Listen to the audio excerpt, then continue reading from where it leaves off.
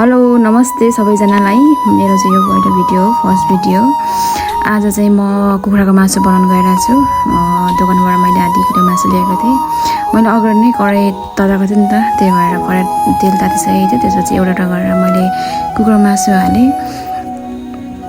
अनि आधी किलोमा आधी मात्रै अटो गरेँ, कराई सानो छ नि त, त्यही भएर आधी मात्रै अटो। एकछिन त्यसपछि मैले छोपिदिएँ। एकछिन पछि फेरि मैले खोलेँ। त्यसपछि मजाले खरेको रहेछ।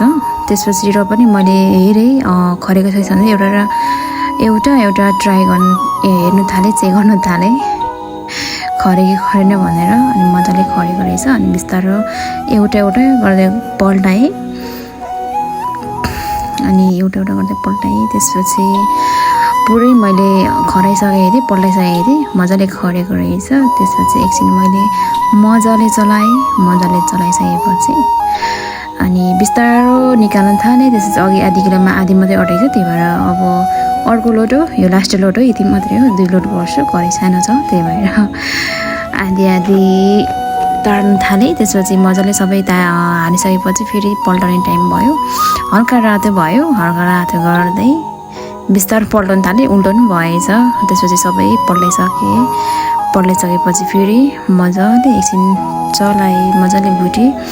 त्यसपछि फेरि बिस्तारो चलाउँदै गरेर कुखुराको मासु रातो भएछ। त्यसपछि मैले कुखुराको मासु निकाल्न थालेँ। त्यसपछि मैले फेरि तातो तालमा मिस्कट जिराहरू पड्काएँ। त्यसपछि बिस्तारो यहाँनिर अघि तारेको, यहाँ मैले अगाडि नै रेडी गरेको थिएँ प्याज टमाटरहरू। त्यसपछि मैले प्याज हालेँ। अनि प्याज हाल्दै अनि मजाले चलाएँ। प्याज मजाले चलाइसकेपछि 2टा खोर्सानी, मलाई चाहिँ भातसँग खानाको लागि खोर्सानी एकदम भुटेको चाहिँ मनपर्छ। त्यसपछि 2टा लगाएर मजाले चलाएँ। त्यसपछि एकछिन पछि फेरि मसला हालेर मजाले एकछिन चलाएँ, भुटेँ मसलालाई। त्यसपछि फेरि एकछिन छोपिदिएँ।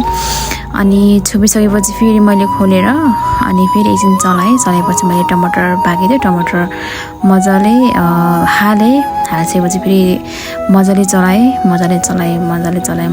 त्यसपछि मजाले मिक्स भयो। फेरि मैले एकछिन छोपिदिएँ। त्यसपछि एकछिन पछि फेरि मैले अन गरेँ। त्यसपछि मजाले फेरि मासुको लागि मैले अलिकति ग्रेभी टाइपको मनपर्छ, त्यही भएर अघि मासु तारेको माथिबाट मैले हालेँ।